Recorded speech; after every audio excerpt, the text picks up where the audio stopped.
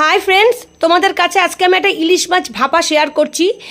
আমরা কিন্তু এটা কোনো রকম টিফিন বক্সে করব না, ভাতের ভেতরে দেব না, গরম জলের মধ্যেও টিফিন বক্সটা দিয়ে দেবো না।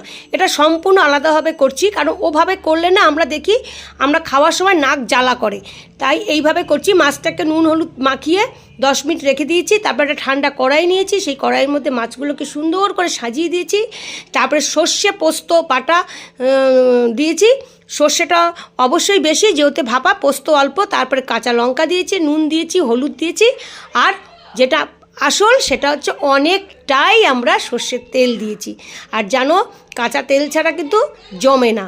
দিয়ে এটাকে আমরা ফুল আগুনে দিয়েছি। যখন দেখেছি যে একটা ঝোল শুকিয়ে এসছে, তেল উঠে গেছে, তখন কিন্তু আমরা সিমে দিয়েছি। দেওয়ার পর ঠিক এরকম হয়েছে। তারপরে কিন্তু আমরা আরেকটু কাঁচা তেল দিয়েছি। রবিবারের খাবার জমে গেল। যদি কোথাও ভালো লাগে লাইক কমেন্ট শেয়ার করো। বাই।